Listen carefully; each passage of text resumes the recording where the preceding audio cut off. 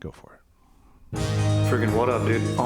Strider Wilson, I'm the host of this podcast that's mine. Going to be called History is Dank. History is Dank with Strider Wilson. Dankness from the ground. Friggin' what up, dude? Welcome to another ep of History is Dank. Dude, I'm your host, Strider Wilson. We got Aaron going beast mode on the sticks. Dude, what up, Aaron, dude? What up? Dude, I'm just freaking posted up now, fired up to be here. Love being in here, recording, spreading the stoke, spreading the knowledge, spread eagle emotionally. Just here, being vulnerable, being open. Just stoked on doing stuff that we like, dude. Dude, I'm taking a new stance. I'm not doing stuff I don't want to do anymore, dude. If I don't want to do it. But the thing is, I like to be liked. So it's tough for me to be like, nah, fuck that. So you know what I'm going to do? People love, in our society, we respect company policy. You know what I mean? Like when they're like, we don't like it, but when you're at a business or a restaurant or health insurance, the DMV, or a hotel, when they're like, you need to check out at 11, even though we checked in at 3, it's like, you don't even get 24 full hours of a hotel room. You get like 19 hours in like you check in for a quote day. That's policy. And we accept that. We take that. I'm going to have a personality policy now. And I'm going to treat my personality like it's a business. Oh, you want me to come to your kid's piano recital? Yeah, look, that's personality policy. I don't do that. We don't operate during those hours. That's a Saturday midday. Yeah, no, those are not regular business hours for me, for my personality. I wonder what the term for business hours for a personality would be. Just operating. Sorry, those are not operating hours for me. I can't do that. My wife wants us to clean. She wants to do a deep clean of the apartment. I'm a lazy piece of shit. I don't want to do that. I'm going to have to tell her, look, I would like to help you, me, as your husband, but my personality and my policy is going to make me watch football all day. And that's just what we do. It's a Sunday. So, sorry. You're going to have to call back. I'm going to have to tell a lot of people in my personal life, hey, you're going to have to call back. My mom is like already wanting me to plan for the holidays. It's October now. She wants me to, what are you doing Thanksgiving? What are we doing? Where's, because we go to Chicago for the wife or out here. What's the plan? I got to tell her, look, as a business, you would think this is that, we're in that same financial quarter. So I do suppose we do have projections for that, but those are kept internal. We don't share internal strategy, business strategy, or operating procedure with anyone else in my life. Look, I don't know. I don't know if this is working as a bit, but I want to try it. Do you think that's Aaron, do you think I'm going to get blowback on that? Just treating me as like I work for my personality? It's the truth. Right? That's our business. I'm sorry that I'm a dickhead. You can go, hey, there are competitors everywhere else. You can go seek out competition, and they might have higher prices.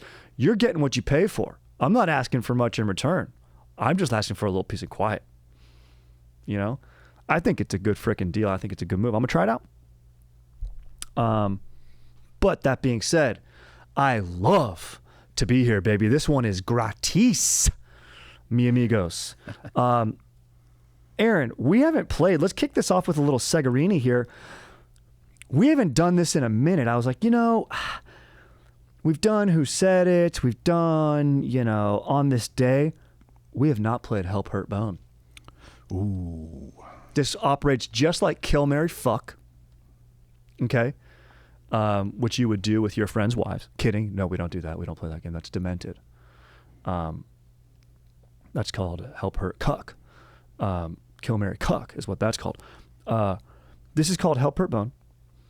And the way this works is we take figures from history, and you get to help one in their cause. You get to hurt one, and then you get to bone. of course, this is all consensual. And, science and, physics would allow you to travel back in time with the knowledge you have now in order to enact your mission. And you can also determine how hard you want to help hurt and bone someone. So, here are our three figures. Andy Warhol, the famous pop artist, the Campbell Soup. Also, a lot of portraits of celebrity. He was known for having his studio called The Factory, where he throws epic ragers in New York in the 60s. I think Lou Reed wrote the song "The Walk on the Wild Side" is kind of about a party at the factory. So big time partier, pop artist, legit. Also LGBTQ for when you decide if your boning factor. And Helen Keller. Okay. She was a social theorist, had a lot of great theories on society, overcame a lot of adversity, a pillar of determination and perseverance. I did look up, if you choose to bone Helen Keller, Aaron, she did fall in love with a man, a journalist named Peter Fagin, who Say what? I know. Who was known for communicating. I'm sure that's not the pronunciation on that one. It's probably Fagin. Fagin, yeah, that's what I said. Oh, yeah, I said that's not what we said. Fagin, yeah, you're right. It is Fagin. Who was known for communicating with her through, now get this, finger spelling. Oh, I'll bet. You know what I'm saying? You know what I'm saying? Finger spelling, mouth spelling. Now we're telling. Now we're talking. You learn a little finger spelling, know what I'm saying, though? Yeah. And then finally, Galileo Galilei. No, Galileo Galilei. We know him as the famous astronomer. He's famously remembered for his conflict with the Catholic Church because he was the first to theorize truly that it was not a what do they call it, like a heliocentric would be the sun is the center of the universe. Yes. I forget what's called something center when our planet is, maybe just egotistical, stupid. But anyway, we used to think we were the center of the universe and that everything revolved around us. No. The Catholic Church didn't like that because it went against their views on what they had with God, even though you can still have faith and science can coexist. He was put in jail, but his studies did advance science and lead to greater understanding and really propelled, scientific thinking for the future and our comprehension of the universe. He kind of paved the path. Also, so if you're help hurt boning, when he was put in jail, it was actually villa arrest. So he was still posting up in a villa. So when you do decide who you want to help hurt and bone here, do know that he wasn't sentenced to death, but to imprisonment. Yeah. Other, quote, heretics of his era suffered much worse. Yeah. She's kind of on house arrest. He was on house arrest and a sick house arrest. Like your buddy's got a sick view. There's probably, an ancient, not ancient, but this is he died in 1642. So, early 1600s, some sort of pool probably there, maybe not. Grotto. There's no chlorine. But yeah, there's a grotto. There's probably olive trees. There's good shade. Let's just say that. Yeah. He's able to still enjoy a breeze. Yeah, he's exiled to Lake Como. Yeah, and it's not like he's somewhere he loves. Yeah, exactly, dude. He's in the Amalfi Coast, and he can look up. He can still look up at the stars. Imprisonment for him would have been locked in a cell, unable to observe, the heavens. Or I don't know, maybe blinded. Yeah, poke those eyes out. Helen Keller. Yeah, they could have done that to him, which the church probably did do that to a lot of people. Yep. So, just to recap, you have Helen Keller. You have Andy Warhol or Galileo Galilei. So when we help, we're able to actually affect change. Yeah, you will. Yeah, and you can go through what change it's not like you want I'm going to try to help Galileo, and they're like, "Fuck this guy." Yeah, the church still might hurt you. Dude. The church still might gank you. No, you'd be able to come down and be like, but you would have to use your knowledge you have right now. Like you'd have to be like, "No, guys, look." Like you could take something back with you from today and be like, "No, guys, look." Like you could take like a Neil deGrasse Tyson clip. Yeah, sure. Use AI to translate it into Italian. And have him, I don't know how his voice would be in Italian. Yeah, it's Neil deGrasse Tyson as done by Roberto Benigni. Yeah. Which still be enjoyable. I would like that. I don't think it's obvious per se what I would do for help hurt, but I think bone is obvious. Being a straight man, Helen Keller. that Helen Keller's going to be who I'm going to bone. You can do some finger spelling. Finger spelling. But you could also take a walk on the wild side. You can get with Andy Warhol. And that's his proclivity. It's just not for me. All right. Hey, I respect that. I'm just saying you have a chance here to have a little fun. Yeah, I'm just not that adventurous. But, to each their own. But you could have a nice finger spell session with Helen Keller. That's nice. I mean, we don't know what kind of noises are going to come out. Let's just put it that way. Mm-hmm. She did learn to talk, which is an amazing achievement. Amazing achievement. Genius. Yeah, considering you can't speak or hear. Mm-hmm.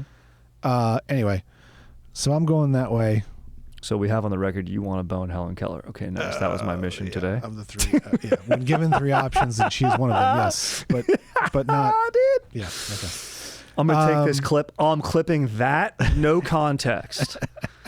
It's fine. It's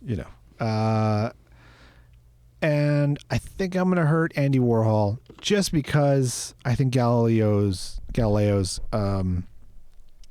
mission was so much more necessary for the world. Did the world need more pop art? I love pop art. To be honest, I put pop art all over my walls. I've got paintings of Freddie Mercury and Prince and John Lennon and Christopher Reeve Superman on my walls. Like and Heath Ledger as the Joker. Like I have these things on my walls. It's pretty amazing that I love. But his particular brand of it, I don't know that I needed that. How would you hurt him? Would you go back and then do the Campbell soups? Because to go back and steal someone's artistic concept, his might be the easiest to steal. Yeah, it kind of is. You know what I mean? Like he invented it. Of course, it's his idea. Like that's the art. Yeah. Because the idea, but it's not like I can't go back and like paint cubism like Picasso. There's just no chance. But I could take a picture of some Campbell soups. I go back. I just have a white wig on and glasses. You could become Andy Warhol, exactly. bro. I make weird movies about haircuts. Yes. Like, yeah, that'd be. You could be really nefarious. Yeah, you could be. You'd be. Yeah. I wouldn't hurt him any other way. That's nice. Other than to maybe just steal his success. Maybe Upper Deck his toilet at one of his factory parties. Yeah, or I just come out with the 15 minutes of fame quote instead of him. Yes, yeah, he's got some great quotes, man. He's a genius. But Galileo, like obviously, he was trying to do something. He figured something out for the world, and I will tell you, Andy Warhol's dad died early. It really affected him as a young man. His dad actually invested his life savings in his art. You would think like an artist like Andy Warhol, in the era he grew up in, would have a dad who didn't support him doing art, but he did. He had a father, that's and awesome. then tragically passed. Yeah, I mean, you're still not convincing me, but I'm just giving you the facts. I still kind of want you to bone Galileo, dude. I'm like in a villa. I'm like my dad's dead too, bro. It's fine. It's fine. You could go back and save his dad. I don't know what he died from, but so you might not have been able to. It could have been terminal cancer. Yeah, actually, I think it was. I think it might have been. Yeah. Yeah. So I mean, Galileo. If I could go back and just rock the Catholic Church's view with an iPhone, be kind of nice. Oh, that'd be so chill. That'd be pretty amazing. They might kill you though. They might be like, they you're might a witch. still burn me at the stake. Yeah, you might get burned at the stake. But you know what? It'd be noble. Because what help could you do to Andy Warhol other than make him live longer? You could have helped Helen Keller here. Instead, you chose to bone her. You could have been like, hey, you could see.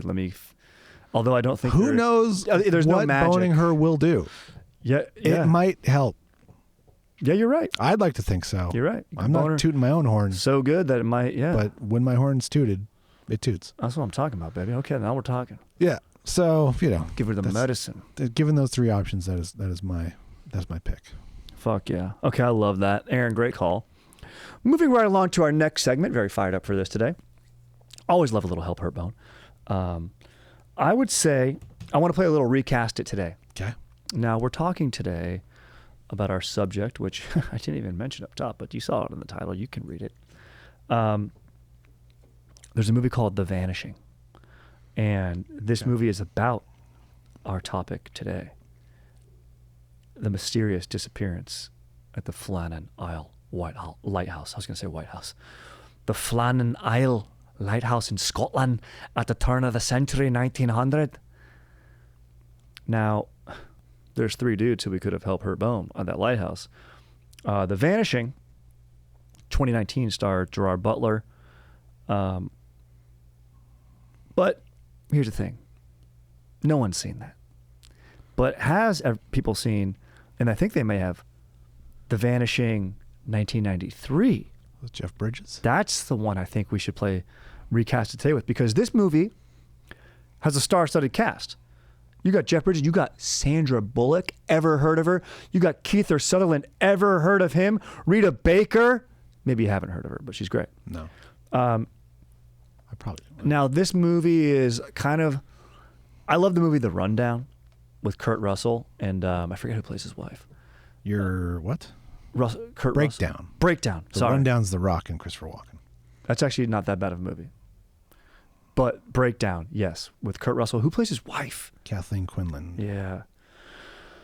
That's a great movie. This movie is similar to that. It's about this like weird, deranged professor who has social theories, played by Jeff Bridges, who abducts Kiefer Sutherland's wife, Sandra Bullock, or fiance, I forget. It's been a while since I've seen Girlfriend. it. Yeah, girlfriend. And then observes Kiefer Sutherland and sees how far he will go to get back who he loves. And so that's like his social experiment. Yeah. So who can play your creep? Who will play the boyfriend on the mission to get it back? And then who's a star, female star that we would love to, because this is kind of before Bullock's breakout. This is before Speed. Yeah, this is the year before Speed, yeah. Yeah. So who's kind of a rising star that's about to break out? Mm-hmm. And then, I don't know if maybe we can, I don't know if we need to recount. When you I said forget Rita Baker's role. It's not Rita Baker. It's Nancy Travis is the actress. Rita Baker's her character's name. Rita Baker's the character's name. Yeah, Nancy. Yeah, I don't fucking. Yeah, she seems fairly involved. She's on the cover. Yeah, she like is fighting back. It's been a while since I've seen this. I got stoked. I was like, oh yeah, I remember watching that. So who has a weird voice? Honestly, Tom Hardy did. Tom Hardy That's a good call. So weird, and Yeah. I could see him being this like weird professor guy who watches. Yeah, I could see him doing that. I don't know if he can play a professor per se, but I like it. And then who's like Sutherland kind of, he's like the hero everyday man in this. He kind of doesn't have that energy, but for some reason, I mean, he's a star. He was cast in it. But like, you need someone who's, I mean, bro, Austin Butler would be a huge star. I mean, I would watch the shit out of that. Yeah, Him trying to get his fucking girlfriend back, dude. And his girlfriend, Sydney Sweeney, but she's already too much star power right now to be the Bullock role. You need a girl who's like a little bit less, who's going to have the breakout role. Mia Goth, that girl in Frankenstein, although she's going to be in Frankenstein, but has she popped yet?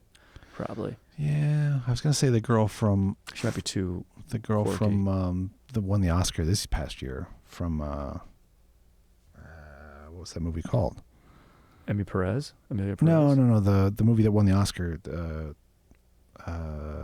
about the exotic dancer and the dude, you know what? Russian oligarch. Yeah, that'd be really good. Maddie. Mikey. Yeah, Mickey something, right? Mikey. It's Mikey, even though she's a girl. Yeah. Mikey. What was it? Was Nora was the name of the movie? Honora. Yeah. That's right. Let me put Honora and let me find out. I mean, she's already an Oscar winner, so she might be too huge. But, you'd like to see her get rescued, and it would be a different type of role, and she'd be kind of fighting back. Honestly, it's kind of a similar role. She gets kidnapped. Yeah. It's like her niche. She's getting... Yeah, Mikey Madison. Yeah, Mikey Madison. Yeah. Like a 20-year-old Christina Ricci, Oh, the girl from Wednesday. She's kind of like... Jenna Ortega. She's probably... She's already too big now. Yeah, but she could work. She could definitely work in this capacity. Who's in TV that's going to like break out? Although maybe TV's bigger than that. Still like to think movies are bigger, but TV gets all the budget. But yeah, because Silver Screen still has the prestige TV's got for me. more variety of roles. Call me old head. Actually, you know who would be great? Dude, I'm obsessed with the show Task. The girl who plays the... I haven't watched Task yet. I'm saving it till it's done. Oh, yeah, I think it's going to be done this Sunday. I need to look up the girl who plays, what's it called? Not the niece, like his niece. He's the uncle, yeah, so it's his niece. Amelia Jones? Is that her? Is that what it is? I'm trying to look Maeve? up. Yeah, as Maeve. Yeah. Yeah. That girl, bro. That's the girl from Coda. She could do it. Yeah, she's the girl from Coda. She's a great actress. Everyone in Task is good, dude. Everyone in Task is great. So... Ooh, Ruffalo could be the villain. I was going to say, did we just get everyone from Task? Maybe. Maybe. And switch him. Pelfrey's the young guy now. Maybe the age gap is a little too different. Oh, yeah, you're right. A little bit too big much there, but yeah. In his younger days. Yeah. I remember him from... Austin Butler trying to rescue freaking Maeve from Task. Bro. Yeah. Austin Butler might be too... Actually, that is like your star. You need your star in this movie. It's good. It'd be a good movie. Yeah, I think so. Okay. Hollywood, are you listening? We're giving you guys gold here. Or if we go a little older, you go Pattinson. Oh, you can never go wrong with my boy Pattinson. Yeah. You can never go wrong with my boy. Just put Timothée Chalamet in there, dude. It's so funny. He's like the ultimate. Like, I wouldn't believe him fighting dudes to get his. No. Although I would believe him maybe being able to beat up a professor. But not Tom Hardy. He has to have special powers like in Doom. He does need special powers. You're right. All right. Now let's get into the crux of our episode here. The mysterious disappearance at the Flannan Isle. Should I annoy all of the listeners and do it in a terrible Scottish accent? Although that's probably more Irish. In a bastardized Isle accent. I think you've done it. Maybe I'll do portions of it when the characters speak in this. So, this is a standalone incident. I've looked up other research, and this is October, so this is a little bit of a spooky tale that we have today. Spooky tale. Spooky crisp. Cookie Crisp. I don't know if anyone remembers those commercials. This episode is brought to you by Cookie Crisp. Oh, man. I bought Cookie Crisp within the last 5 years. Dude, it's so dank, bro. Yeah. I can't believe I don't have diabetes already from the breakfast cereals I would have growing up, dude. Yeah. It's not as good as you want it to be, but it's good. And it's always a little filmy. Like you eat it and then there's like a weird like paste sugar chemical coat on your mouth the rest of the day. Odd. Yeah, it's true. So now here we go. There's a ship called the Arctur. Arctur! And that's how you say actor in Scottish. Yeah, he's a fucking actor. Fucking guy going to Hollywood, gonna be a star. Fucking guy. Can't stay here and get an actual job. Build a fucking road, build a fence, do something with your hands. Instead you gotta go over there and make faces for a living. Is that what you do? You go and make funny faces for a living, you fucking actor. That's how I talk to myself every day before I audition when I'm not going to get oh, you think you're going to be fucking funny man, huh? Yeah, look in front of multiple cameras like you're a young dad. You know, having your wife who's smarter than you. That's your first mistake, you fucking actor. You got a wife who's smarter than you telling you what to do. You stupid cunt. You can say, when you're on the aisle, you can say cunt. Cunt. You can't say it off the aisle. And I think these guys on the Flannan Isle were probably calling each other cunt quite a bit. That's one theory. We'll get into it. That's a little teaser. In any case, on the night of the 15th of December, 1900, a crew of the Arctur saw that a light was off. You know, luckily, they could see. December 15th. These are details that you need to know. There wasn't any fog. Okay? They were able to see where the lighthouse should have been, and they go, why isn't that on? That's weird. They safely sail to port, and they report it. And then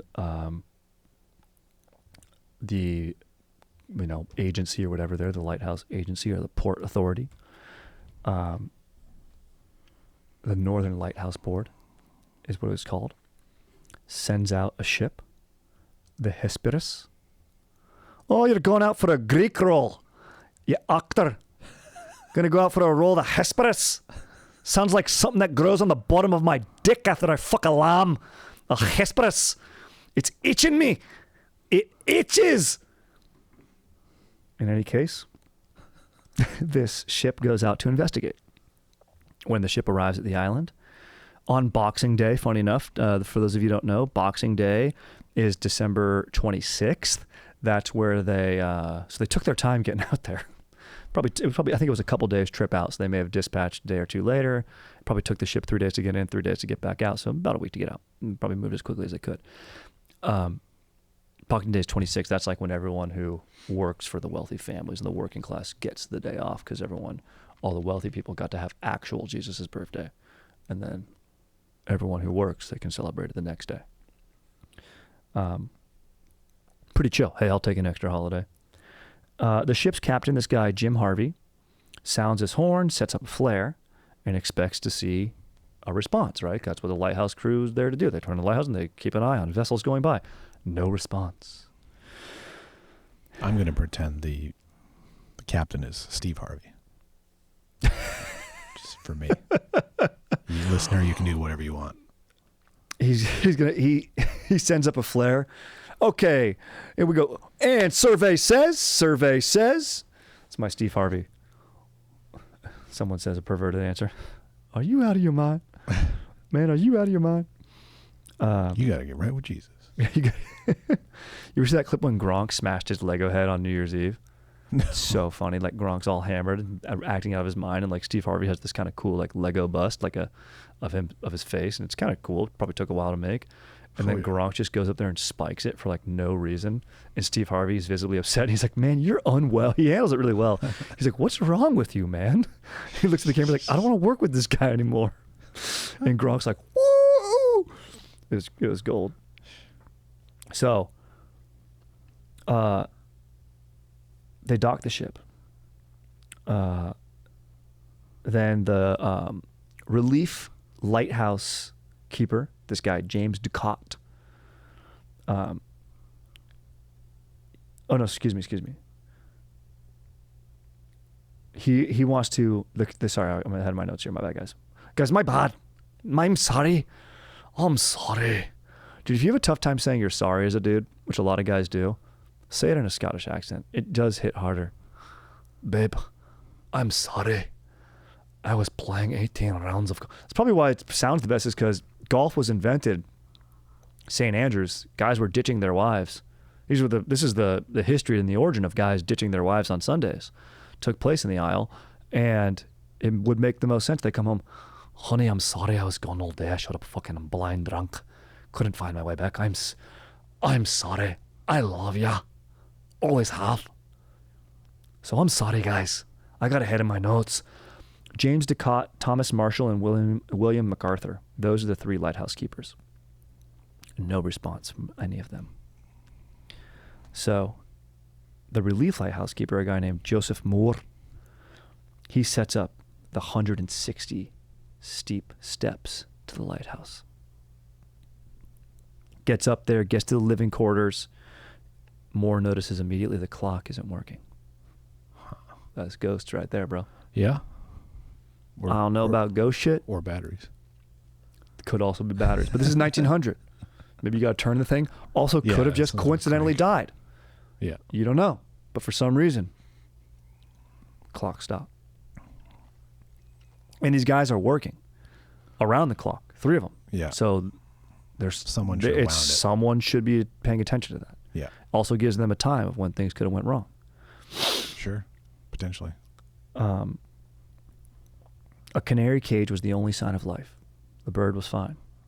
So no gas, no smoke inhalation. Don't even know if carbon monoxide existed back then. So there's a chair set. The table is set for a meal. Meal was never eaten. Food's rotting on the table. Oof. Yep. One chair's toppled over, meaning someone rushed out. Potentially. But someone toppled a chair and left quickly. They didn't take their time, so there must have been an urgency. Now, Harvey, the captain of the Hesperus, he sent another 2 sailors to shore. And they began looking for signs of life down there. None. Attention turns to the eastern dock. Okay? Also inside the lighthouse, still more creepy stuff. The like coat that they would have worn to protect from the weather was still inside. I mean, someone went out also in a rush into what could have been a storm. They said, though, on the 15th, if this did happen on the 15th, weather was clear. Huh. But that's just when the ship noticed something could have gone wrong prior. But ships go by the days prior and nothing was reported. Someone could have just not reported and been like, whatever. But there were no accidents. So you have to assume everything was fine before the 15th. So they go down to this dock, at this landing platform, on the west side of the island. Here there was plenty of evidence that the island had been recently hit by a massive storm. Supply blocks had been smashed open, contents strewn across the ground, despite it being hundreds of feet above sea level. So even if it was a gnarly storm, it'd be pretty difficult for waves to crash that high above. It's like sheer cliff that high up. So they're like, I don't know. Also some weird stuff. Iron railings on the side of the path had been bent and twisted, out of shape. Part of the railway track where they move supplies and shit and moorings had been twisted. A huge rock that weighed more than a ton had been displaced. Turf had also been ripped up from the top of the cliffs and 200 feet above sea level. And there's no sign of the three keepers.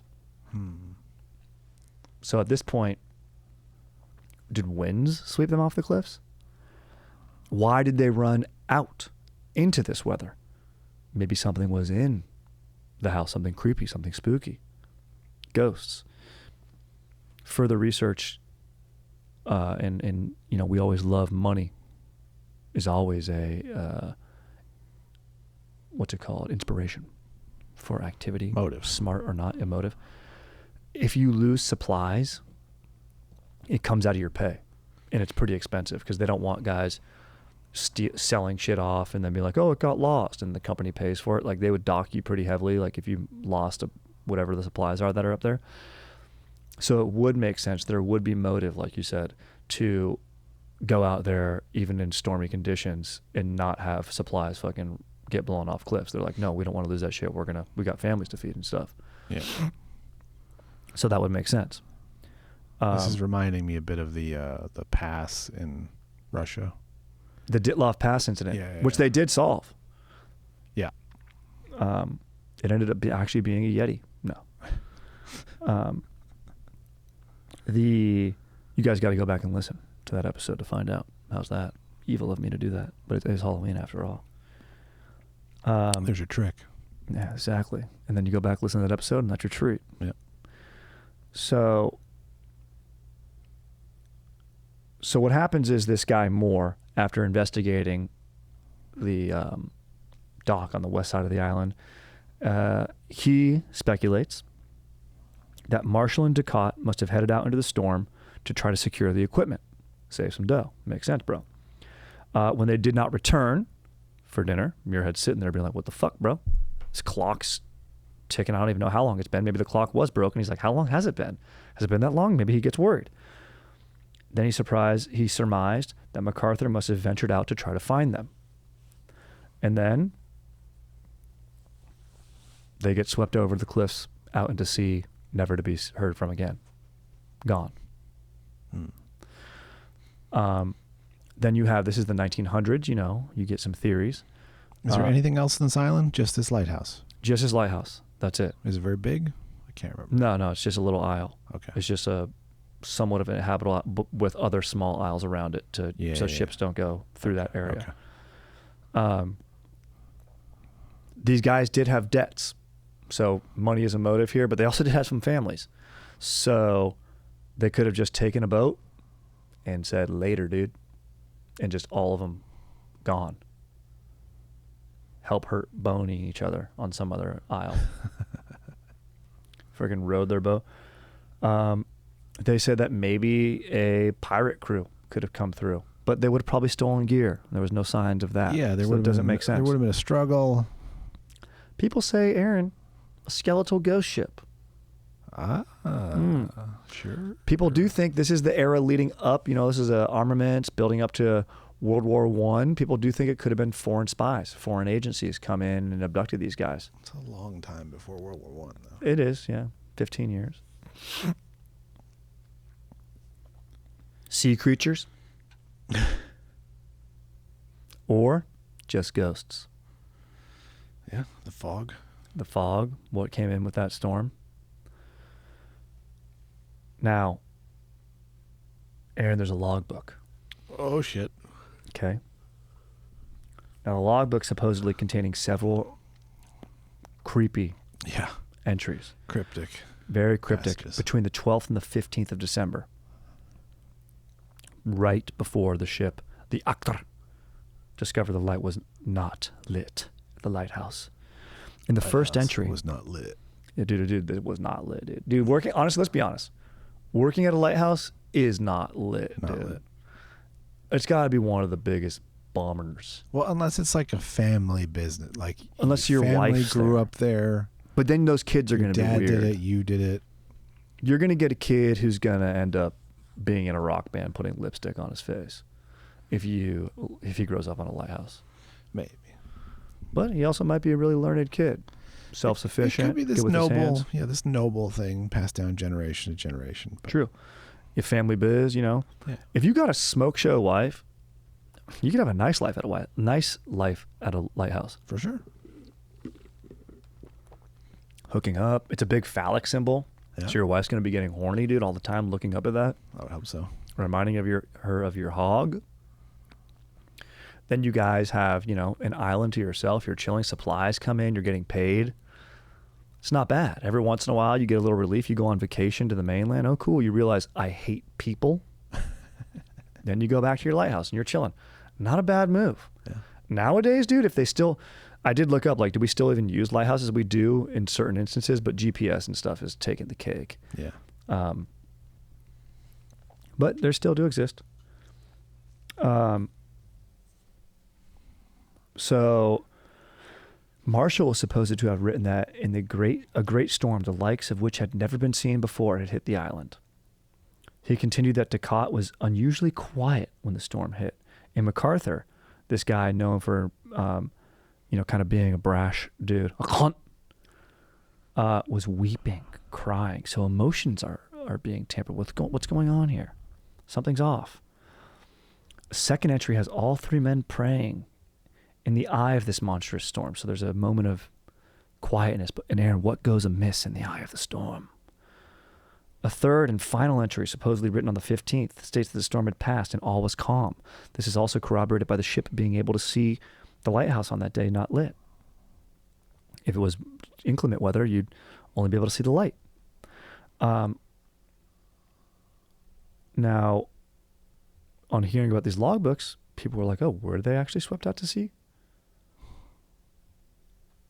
And if they died prior to the 15th, who wrote that entry on that day? Yeah. Had to be another explanation. Does the handwriting match would be my first clue. So, Aaron, you're very smart for asking that, because people do theorize that these are false entries, which is lame. Which does pull the rug out a little bit on the suspense of this story. But experts do say that they think that this is like people going back and leaning into the story and hoaxsters and hucksters or whatever going and putting in false entries, which is lame. Another theory is that MacArthur murdered the other two, ditched their bodies in the sea, and then threw himself off the cliffs. Okay. Because, apparently these guys weren't best friends. They were coworkers. They could have been beefing. The dinner was set. MacArthur was the dude posting up inside, cooked a nice meal. His friends aren't showing up for dinner. What the fuck? I just made us sick-ass dino nuggets, or whatever the dino nuggets of the 1900s were. Something dank. Yeah. And then he went out into the storm. He's like, you guys don't want to eat this? Later. Of course, there's no evidence that a fight or a murder ever took place. There's no evidence of whatever happened to these guys at all. Yeah. Everything's speculative.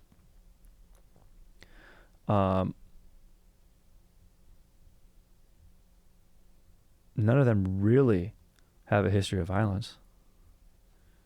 But you never know what will happen when you're cooped up on an island with 3 schmoles. So they did all live there full time. I mean, they spend extended amount of time there. Well, yeah, whatever. They're sleeping there when it's not their shift. Yeah, and it seems like they rotate because there's that one Yeah. dude more, and one dude rotates off every once in a while. Okay. Yeah. You know? So it's sort of anticlimactic because we really don't know. This isn't like the Ditlav Pass incident. This has never been solved.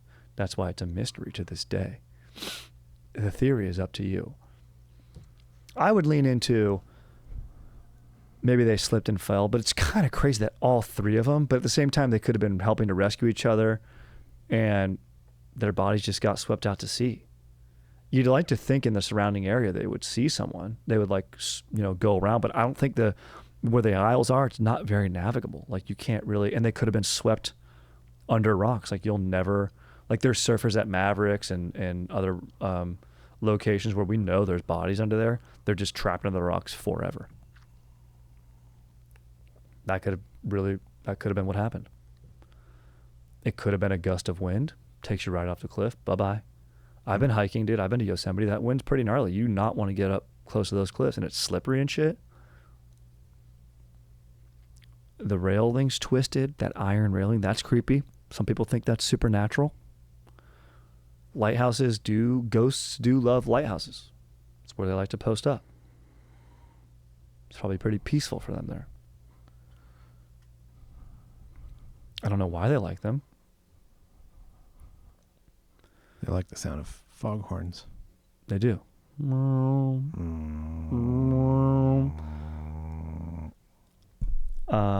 any case, we'll never know. Some fun lighthouse facts, like I said. I was like, did we still use them today? They're just used as backup navigation system, providing visual reference to confirm vessels' position and verify GPS data. That's really it. The only lighthouse in the United States still staffed by a keeper. The other ones, yeah, I mean, we have like batteries and shit and solar, and we can fucking just light the thing electronically and remotely. Is the Boston Lighthouse. It's the only one still staffed by a keeper. Also, a fun fact that in August 7th, 1789, Congress approved the Lighthouse Act, which was actually the first public works program undertaken by the new federal government. Established and supported lighthouses, beacons, buoys, and public piers. They thought this was so important, they established it, the measure, by and paid for themselves. Huh. Yep. And that's why August 7th is recognized as National Lighthouse Day. Celebrated by grandpas and virgins all over the country. So that's pretty dank. Now, speaking of dank, on this episode, I want to do a thank call, which is a very dank thing to do. And I want to call a lighthouse. Oh, boy. How to find one. Thank you for calling the National Lighthouse Museum. If you know your party's extension, you may dial it at any time. For general inquiries, press 1. To reach that... Yeah.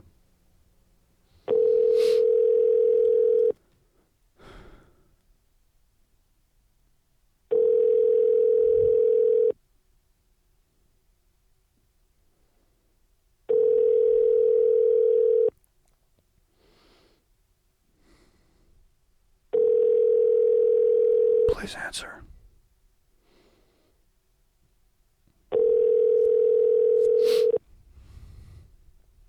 Come on, I'm feeling lucky. I'm feeling lucky, man.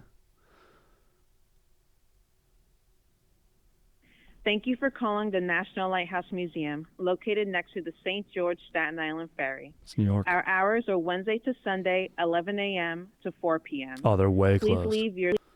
They're way closed our time. Okay, let's try another one. Let's try another lighthouse here. Okay, let's try this one. I'm calling all sorts of lighthouses today, dude. No one calls lighthouses. This whole incident Hello, you've reached Nadine Hernandez. Please leave a message and I'll get back to you as soon as possible. No. No, Aaron, no. Let's call another lighthouse here.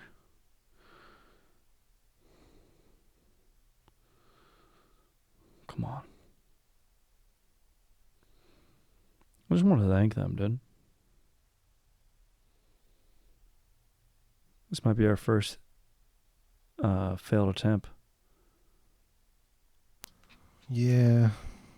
Like you said, there's not a lot left. And That's what I'm saying. It's so tough. Who's going to answer the phone? These guys are gone, so we don't know.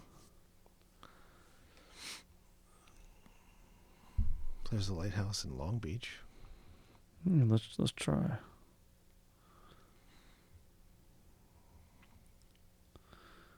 Yeah, here we go. Let's call him up. Hello, thank you for calling Parker's Lighthouse. My name is Giselle. How can I help you? What up? My name's Strider. I just want to call you guys and thank you guys for just for being a lighthouse and being a beacon for safety for people. I think that's so legit. So. I just want to call and thank you for that. And even though I know it's not necessarily for ships these days as much as it is for like my buddies who are divorced, like they need a place to take their kid besides Dave and Buster's, and lighthouses are great for that. So thank you. Yeah, of course.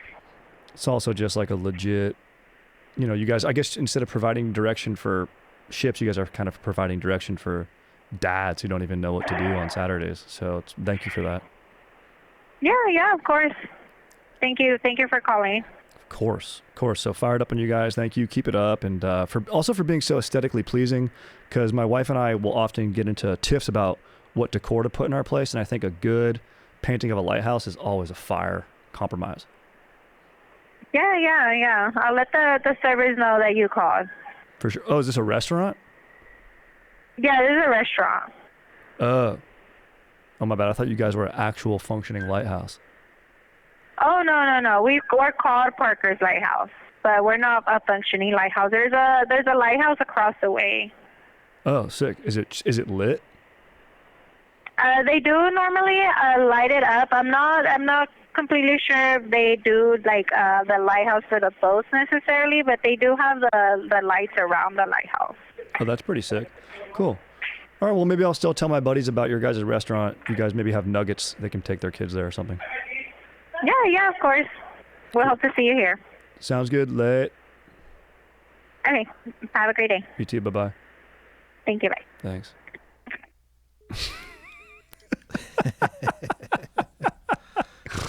There's a restaurant called the Lighthouse. It's a good name for a restaurant. Yeah. I'm sure there's lots of bars called the Lighthouse. Yeah, that's true. Good call. All right, dude, I'm fired up on that. I mean, that lady had great vibes. I think we made her day better. So always good to end on a little bit of stoke. Even though it's a mystery, dude, it's not solved. These dudes, it's tragic. It's mysterious. I'm saying it's ghosts. Yeah, I don't know. I need more evidence. That's the problem, is there's no evidence. There's just evidence of a storm and then gear spattered about. But the weather report says no storm. Well, there was one that hit before. There was one, and I should have made that clear. There was one of the days prior, but they say on the 15th when the ship saw it, it cleared up. So there was a storm. Oh, okay. There was. Yeah, all right. So it probably was just that. Yeah. But then they went out. Why'd they leave the house without their gear? Why are you going to rush out that fast? Yeah, I don't know. You know what I mean? But it could have been like, hey, dude, what's his name stuck on the cliff? He came back. We got to go right now. Yeah, it could be a thing like they were trying to save each other and they all just... And one guy, yeah, could have been benevolent. In any case, I'm freaking stoked, dude. A spooky story for you for spooky seasons. Yeah, dude, check out a lighthouse, dude. If you don't know what to do this weekend, cruise to a lighthouse, look at it. All right, dude. Go up in it if you can. Yeah, go up in it. It's always nice to walk around, go up in it. The movie The Rock has a sick lighthouse scene. Yeah. They're up in the lighthouse saying, you know how this shit works? Very good. A lot of good scenes take place in the lighthouse. There's that movie with my boy Robert Pattinson and Willem Dafoe. Lighthouse. Roger Eggers. What's the guy's name? Eggers? I don't know if he did that one. No. Oh, maybe he did. Might have. Eggers. Yeah, it was okay. Any case, stay stoked, guys. Freaking catch you on the next one, dude. Let